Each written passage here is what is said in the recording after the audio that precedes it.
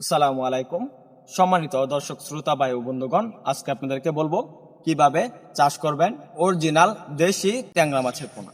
তো চাষি ভাইরা, ট্যাংরা মাছ মূলত মাটির নিচে লেয়ারের মাছ। এগুলা একক এবং মিশ্রভাবে চাষ করা যায়। মূলত এই মাছগুলোকে মিশ্র প্রজাতির মাছের পোনা বলে অনেকেই চিনে। তো চাষি ভাইরা, ট্যাংরা যে মাছগুলো রয়েছে দেশি ট্যাংরা, এগুলা দেখা যাচ্ছে আপনি 6 মাস চাষ করলে প্রায় 20 পিসে বা 22 পিসে বা 25 পিসে কেজি আসে। এই মাছগুলার বাজার মূল্য কিন্তু অনেক বেশি। মাছগুলা বেশি একটা বড় হয় না, তারপরেও মাছগুলার বাজার মূল্য অনেক বেশি।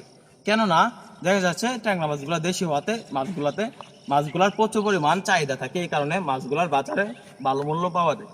তো চাষি ভাইরা, ট্যাংরা মাছগুলো প্রতি শতাংশে চাষ করতে পারবেন আপনারা প্রায় 600 পিস।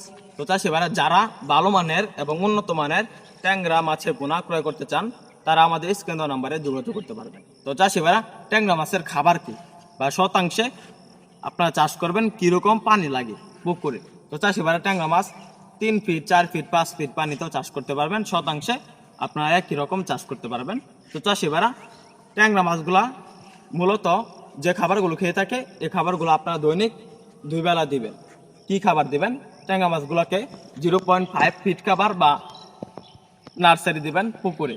তো চাষি ভাইরা, নার্সারি কিন্তু বাসমান দিলে হবে না।